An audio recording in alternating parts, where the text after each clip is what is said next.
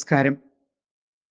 Kerala times trial run വാർത്തകളിലേക്ക് സ്വാഗതം. ഇന്ന് 2026 മെയ് 15 വെള്ളിയാഴ്ച. പ്രധാന വാർത്തകൾ.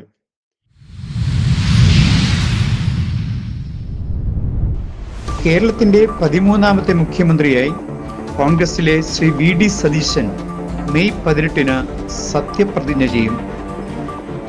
പ്രതിപക്ഷ നേതാവായി ശ്രീ പിണറായി വിജയൻ നിയമസഭയിൽ LDF-നെ നയിക്കും.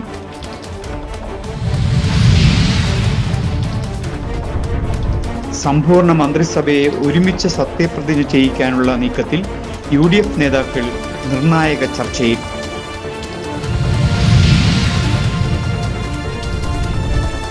സംസ്ഥാനത്ത് SSLC പരീക്ഷാഫലം പ്രസിദ്ധീകരിച്ചു.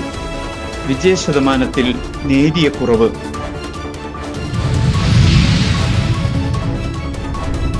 കാലവർഷ മുന്നൊരുക്കങ്ങൾ ശക്തമാക്കി തീരദേശ മേഖലകളിലും മലയോര പ്രദേശങ്ങളിലും ജാഗ്രതാ നിർദ്ദേശം.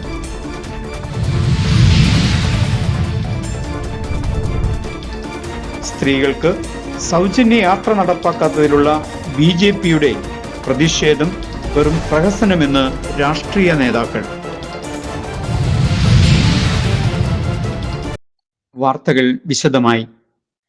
കേരള രാഷ്ട്രീയത്തിൽ പുതിയ അധ്യായത്തിന് തുടക്കമാകുന്നു. ആ ചരിത്ര നിമിഷങ്ങളിലേക്ക് കേരളം ഉറ്റുനോക്കുന്നു. കേരളത്തിന്റെ പുതിയ മുഖ്യമന്ത്രിയായ ശ്രീ വി.ഡി. സതീശൻ മെയ് 18 തിങ്കളാഴ്ച രാവിലെ 10 മണിക്ക് തലസ്ഥാനത്തെ സെൻട്രൽ സ്റ്റേഡിയത്തിൽ പ്രത്യേകം തയ്യാറാക്കുന്ന പന്തലിൽ വെച്ച് സത്യപ്രതിജ്ഞ ചെയ്യും. സമ്പൂർണ്ണ മന്ത്രിസഭ സത്യപ്രതിജ്ഞ ചെയ്ത് അധികാരമേൽക്കുമെന്നാണ് തീരുമാനം. സത്യപ്രതിജ്ഞാ ചടങ്ങിൽ രാജ്യത്തെ പ്രതിപക്ഷ നേതാവ് ശ്രീ രാഹുൽ ഗാന്ധി, കോൺഗ്രസ് പ്രസിഡന്റ് ശ്രീ മല്ലികാർജുൻ ഖാർഗെ, ശ്രീമതി പ്രിയങ്ക ഗാന്ധി, കർണാടകയിലെയും തെലങ്കാനയിലെയും കഴിഞ്ഞയാഴ്ച സത്യപ്രതിജ്ഞ ചെയ്ത അയൽ സംസ്ഥാനമായ തമിഴ്നാട്ടിലെ മുഖ്യമന്ത്രി ശ്രീ വിജയും പങ്കെടുക്കുമെന്ന് അറിയുന്നു. ഇതിനിടെ ഘടകകക്ഷികൾ കൂടുതൽ മന്ത്രിമാർക്കായി അവകാശവാദം ഉന്നയിച്ചിരിക്കുകയാണ്.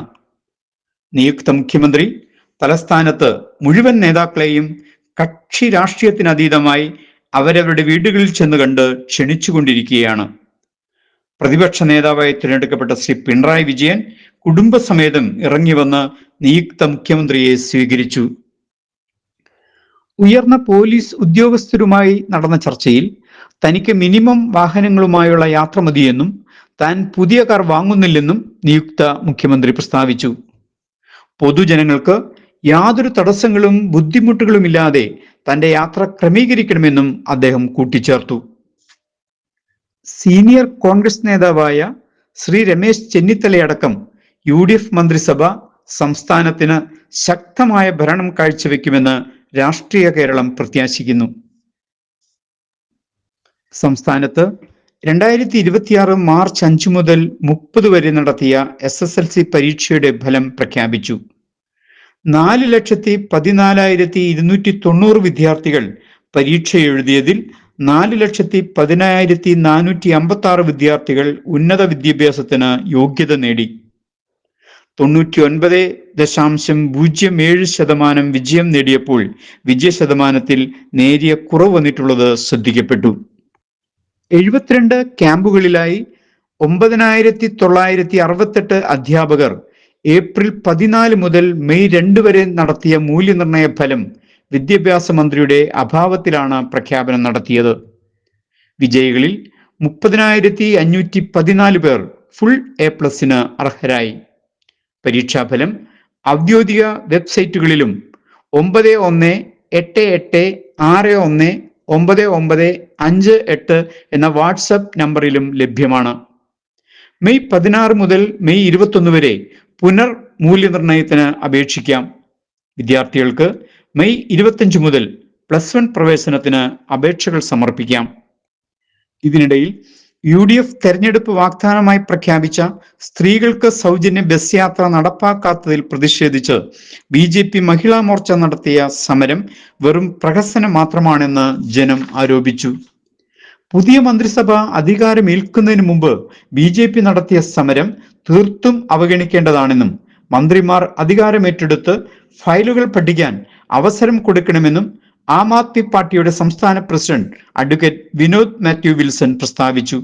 എന്നാൽ വാഗ്ദാനം ചെയ്തവ നടപ്പാക്കിയില്ലെങ്കിൽ പ്രത്യക്ഷ സമര പരിപാടികളുമായി മുന്നോട്ടു പോകുമെന്നും അദ്ദേഹം ഓർമ്മിപ്പിച്ചു.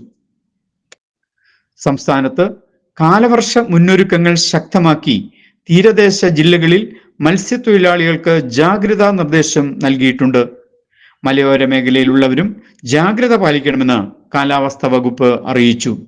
ഇതോടെ വാർത്തകൾ സമാപിച്ചു. നന്ദി, നമസ്കാരം.